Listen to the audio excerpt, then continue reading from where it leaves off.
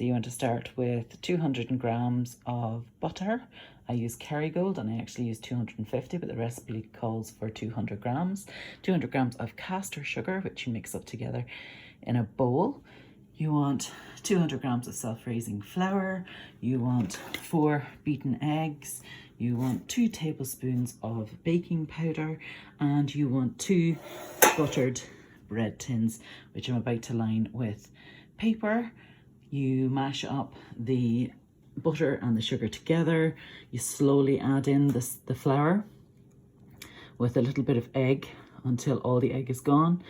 You then add the 2 teaspoons of baking powder along with the rest of the flour, mix it all up.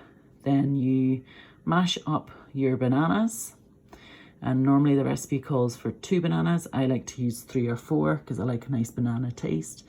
Mix up all your bananas, add in some chopped walnuts if you wish, and mix it all together in the bowl. Then pour it in on top of your baking powder, stick it in the oven. I like to turn up the oven to about 180 so that it's heated at 180. I then put the banana bread tins in, the 2 of them in together, but I leave space in between the tins, and I turn the oven down to 160. And what that does is it gives it a lovely golden brown glow over the top of it, but it doesn't burn it. And then you leave it in the oven for about 50 minutes. You then poke it with a skewer of some kind to see if it's cooked on the inside. Depending on how much banana you use, it will look wetter than if you use less banana. And it usually takes roughly around an hour, depending on how it looks. At the 15-minute mark, you might want to turn it up, turn it down, do the hokey cokey, whatever makes you feel good. And just keep checking it then until it's done. You take it out of the oven, leave it sitting in the tin for 10 minutes, then you take it out of the tin and leave it sitting on a wire rack. And when you're finished, you have the most divine banana bread you have ever tasted on the planet. Enjoy. So when you're mixing in the sugar and the butter together, make sure that the butter has been left out of the fridge so it's nice and soft.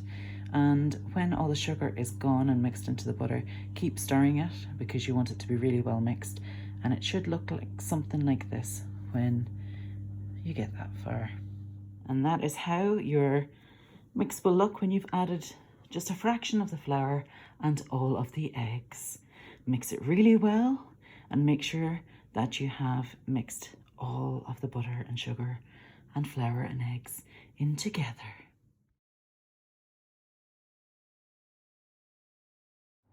So as you can see now, I've chopped up into big chunks my walnuts and I've sliced and diced my bananas.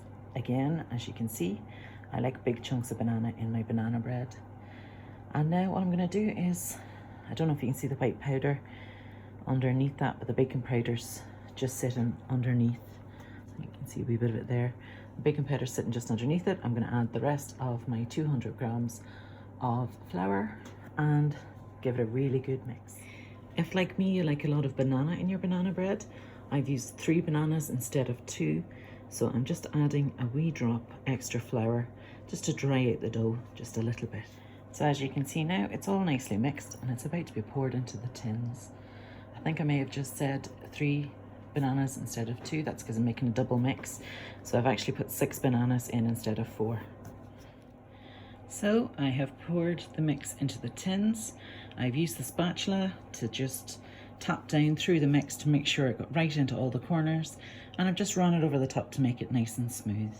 I've also given the brown paper a wee trim with the scissors, and they're ready to go into the oven. So you want the oven at 180, like I said, which it's at just at the moment. It'll give it a nice, healthy, gorgeous kind of tan glow off it. And then you turn it down to 160, which I'm just about to do as you put the breads in the oven for 50 minutes. So now you have 50 minutes to make yourself a cup of coffee, a cup of tea, and do the washing up. Just before you have your amazing banana bread. I should probably also mention that I'm using a fan-assisted oven. So obviously if your oven isn't fan assisted, you'll have to adjust the times accordingly. The temperatures accordingly.